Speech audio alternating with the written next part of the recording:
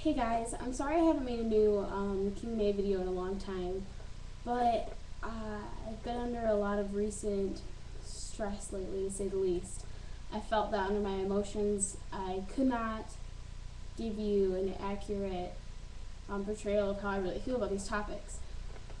But then I was reading through some of the topics that I still have to talk about, and someone asked me to do a video of my opinion on suicide and related topics. And that is the main cause of my stress right now. I do have some people who know me personally who can't see these videos, so I can't say a lot. But for the most part, one of my very close friends is very suicidal right now. I actually walked in on them close to an overdose to the point where they weren't in their right mind. And because there wasn't enough pills, they had a steak knife about to kill themselves, and I walked in on them on my birthday. And this has been a recurring thing for about the last 2 weeks. It's been really, really hard, and I've had my own times where I have turned to suicide and said, this could definitely be an easy way out. But my opinion on suicide is that it shouldn't happen, and that if you can really think things out, I feel like you'll definitely be unhappy with what's going to happen after your death. I do want to read a poem real quick first though. It's called You'll Never Kill Me. I'll put the link to it underneath this video. It's called, like I said, it's called You'll Never Kill Me. Sometimes I consider suicide when life seems too rough to bear, but I have to think of what they want, the people who put my feelings there, the bullies and the cowards and the bitches, the people who bring me down. What do they think will make them win? Do they want a trophy, a crown? Because my tears are not enough, my cries of pain and hurt. Suicide would be giving in, like throwing my head in the dirt. So I'm going to stay strong, and even if I can't keep my head up high, I promise I won't give in and send my soul to the sky. I thought that was very appropriate because sometimes it seems like there's no way out, and that no matter what you do, it's just going to get worse or stay this bad, and that there is no way out sometimes. And sometimes all there is time, and that seems so unbearable that you want to cut your time off altogether. And I understand that completely. But the first thing that I think about when I get to the point where I would enjoy taking my own life is my little sisters and brothers. Because if one of them did what I am about to do, I would lose myself. I don't know if I could ever trust that someone would be able to stay in my life anymore. The fact that everybody would just give up on me when it got too hard because that's what they did on themselves.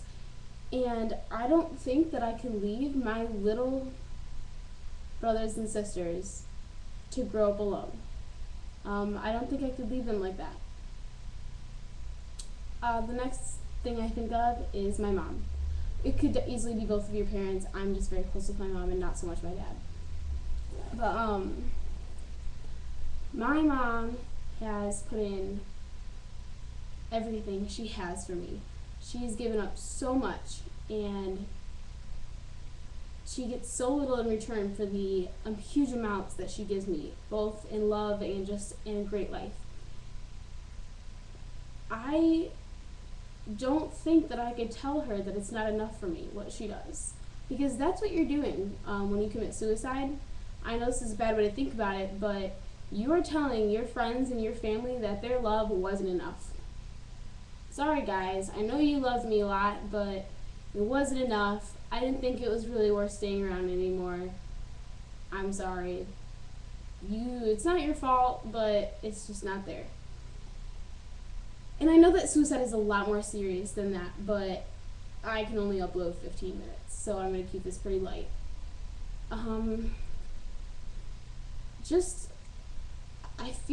I also have a friend who most of you know. She's currently in a battle against leukemia. She is fighting for her life every day. And I feel like she would be extremely disappointed in me if I just threw mine away. If I just wasted my whole life like that. I have so much time ahead of me, and I have no idea what could happen. And I feel like it's high school right now. I am in high school. Even if you're in college, okay, cool. This is, especially high school though, this is 4 years of your life where you are subjected to follow a bunch of preset rules and be shoved into the same building 8 hours a day. Yeah, I think it's like 7 or 8. With a bunch of smelly, horny teenagers who you might obviously hate if you're feeling this way. After 4 years, you will never see any of these people again if you don't want to. You can move across the country, move across the world for all we care. Move to like Africa or something. Actually, I live in the United States, so I might not be across the world for a lot of you guys. But the thing is, like, you just have to make it through these 4 years, and then all these people are gone. Nobody will force you to be with them anymore, and you can't throw away 60 years because you had a bad year in high school. That isn't fair to you or your family or your friends. That isn't fair to anybody. And I think that sometimes, well, no, all the time, suicide is a very emotional thing. It's usually caused by people who are in extreme emotional pain and feel like there's no reason they should go on anymore, or the lack of emotion. Because of that, you're blinded by that. Your brain considers knowledge and emotion, and that's how we make all of our decisions. What is the practical reason, and how do I feel about this? That is how we pick things.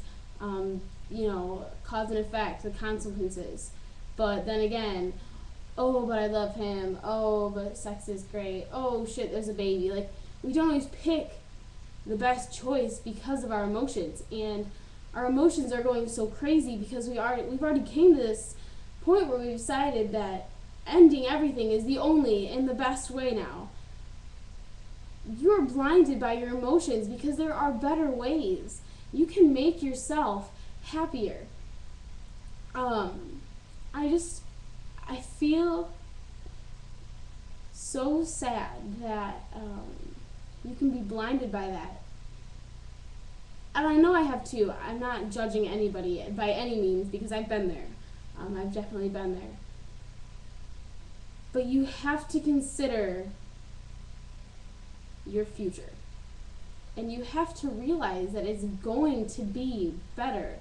And that you have to have these bad times so that you can truly appreciate the good things. If you grew up and you just had thousands of dollars sitting on the side, you'd never appreciate money for its value. But if you grew up in a little bit of hard times, maybe you have an unemployed parent, or you live with a single parent, or something of that extent. I personally have both.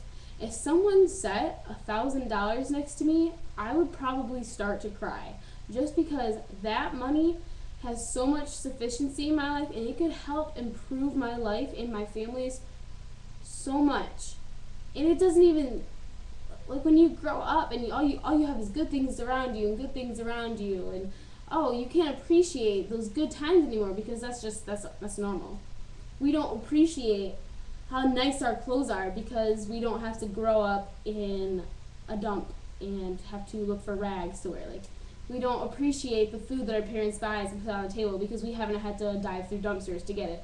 It's common sense. You can't appreciate all of these good times that you're going to have if you don't go through these hard times.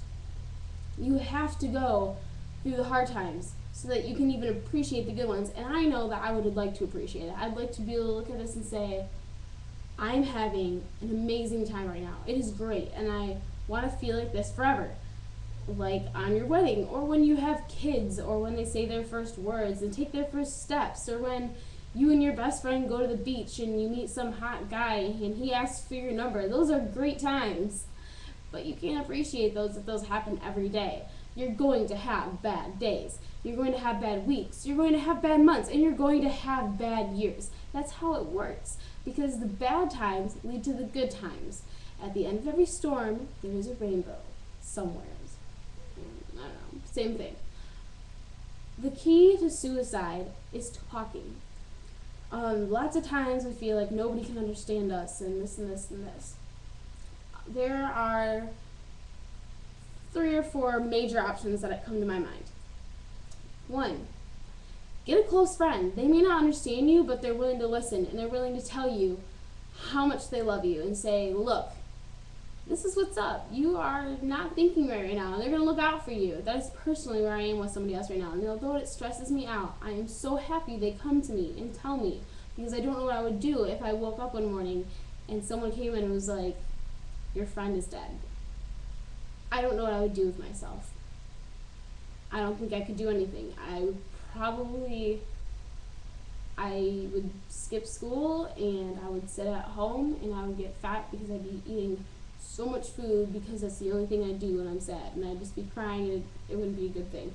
Your friends are here for you. That's why they're your friends. They love you, okay? So talk to your friends.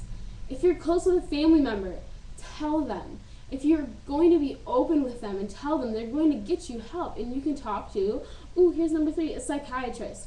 People think, oh my God, shrink, she's crazy, blah, blah, blah. If you call me crazy, I'll seriously kill you. Well, not like legit, but still.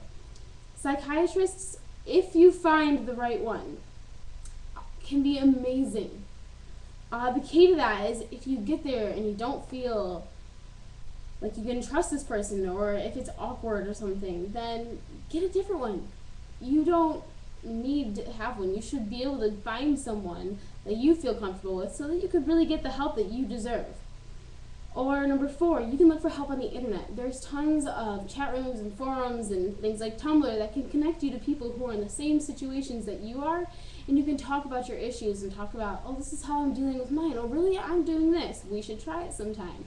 It's people who can understand you and that you can talk to, and lots of times you don't even know who these people are, so you don't have to worry about them disclosing all of your information to the world and all that stuff. It's not like they're going to call your parents and be like, look, Nicole's suicidal and I think you should put her in an insane asylum because I don't want anybody to hurt her. That's not what's going to happen. The key is building up enough courage to talk to somebody so that they know how you feel and you can help yourself. I think that suicide is an unnecessary, but very unfortunately, a big and real part of our society. I think that we need to look out for suicide.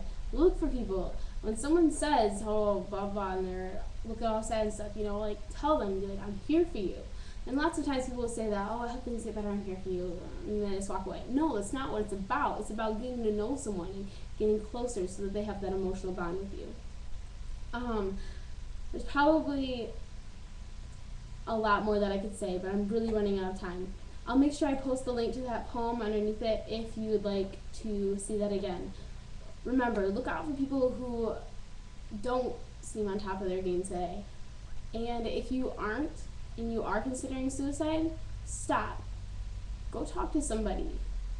Look at yourself and look at the good parts in your life, because there always are good parts, no matter how small. Suicide is not the answer, and we can help stop it.